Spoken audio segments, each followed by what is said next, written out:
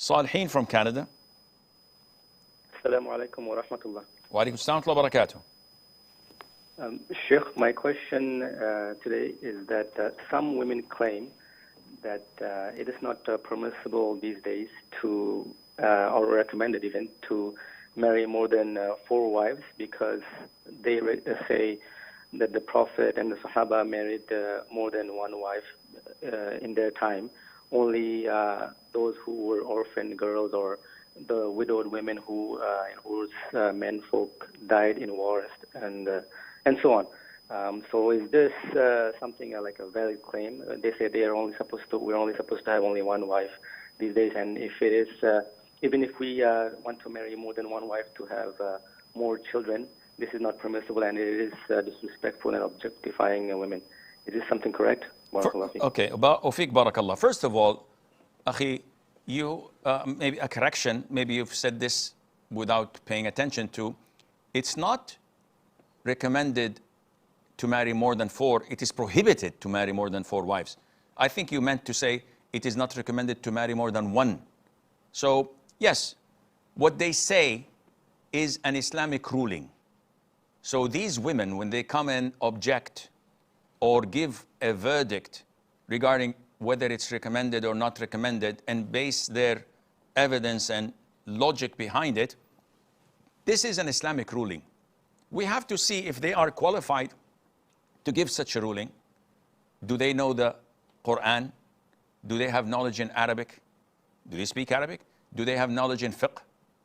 And 99.99% we will find that such women are totally ignorant when it comes to the rulings of Islam. If you ask them about the beautiful names of Allah, the 99 names of Allah, they will probably list 5, maximum 10. And if you ask them about the meaning of these 10 names, they would not have the knowledge except in 1 or 2.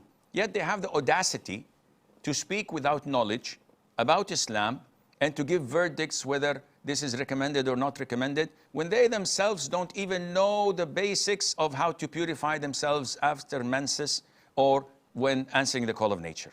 This is audacious. This is outrageous.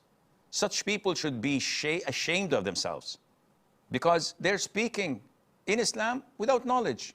And this is exactly what Allah mentioned in chapter 7, verse 33. In Surah Al-A'raf, verse number 33, when Allah listed the prohibited acts, He concluded with the highest of them all, which is to speak about Allah without knowledge. So those who dare and say this is halal, this is haram, this is recommended and not recommended, without the appropriate knowledge or the tools that qualify them to do such things, they are talking against Allah Azza wa Jal. And they're placing themselves in a very, very dangerous position that would qualify them with medals to go into hellfire if they don't show remorse and ask Allah for forgiveness and repent. What they're saying is totally wrong and incorrect. A person, a man, as long as he's financially capable and he can be fair and just and he can divide his time equally between the spouses he marry, whether 2nd, 3rd, or 4th, in this case, he does not require anyone's permission. And he's fulfilling what Allah had made permissible for him.